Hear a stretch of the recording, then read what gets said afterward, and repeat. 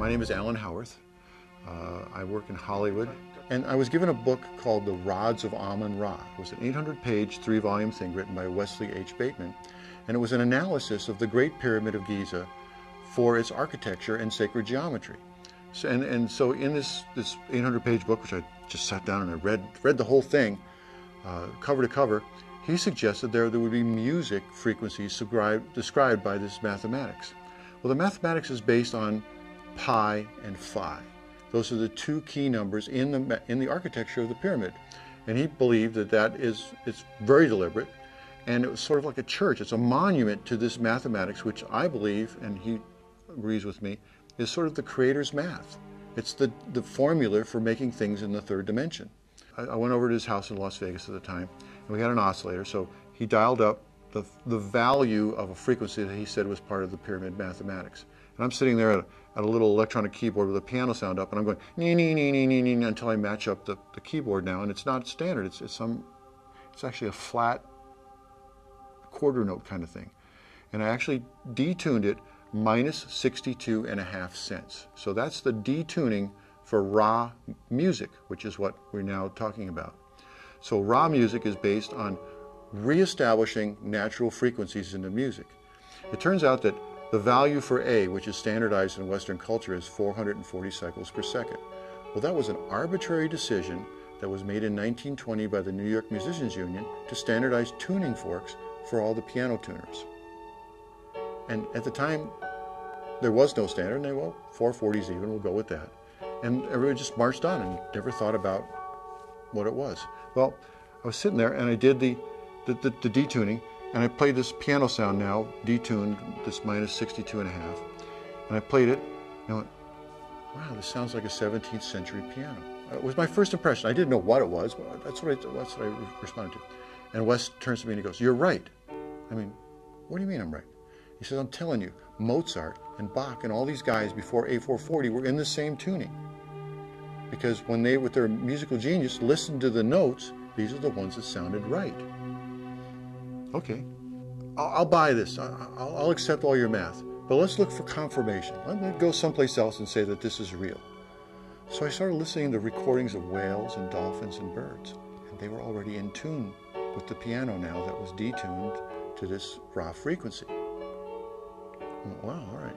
Nature's in tune with this already. But, I know what I can do. I'll patent the conversion from A440 down to this raw frequency, and I'll call it a pyramid processor. And I submitted a patent, and I actually have a patent on the idea. So my business plan now is to convert all A440 music and reissue it, and it would be natural music. Frequencies of this music now corrected are in tune with the body and the mind. So we hear about A432, that's the phi version of A. And within the raw system, there's several formats. So A424 is at the center of the system, which is called green.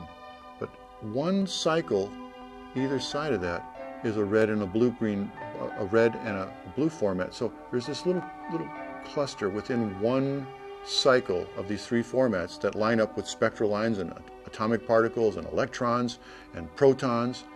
And so this is really important. We're now in tune. We finally retuned up music. So, and then besides that, then there's other formats that go to the left and right of the center that are now in tune with water. They're in tune with electromagnetism, in tune with crystals.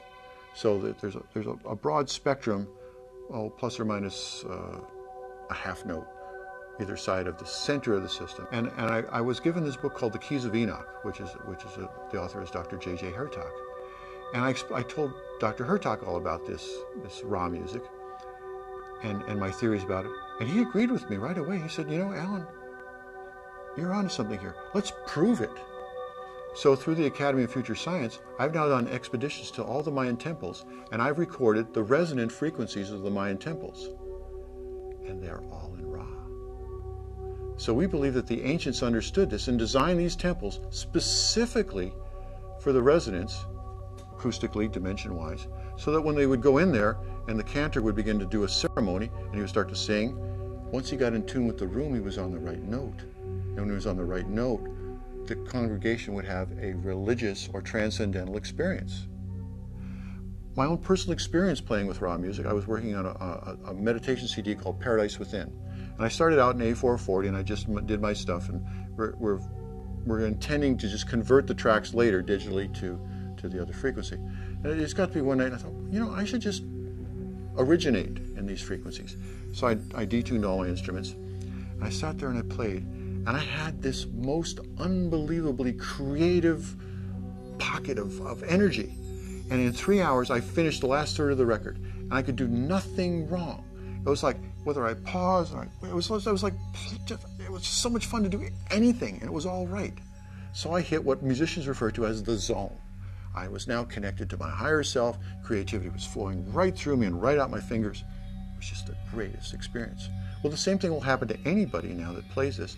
And if you sing in this frequency, now your voice is in tune with the rest of your harmonics of your body and your mind and all your cellular vibrations. So I think this is very important, and that's why I'm here to share this stuff.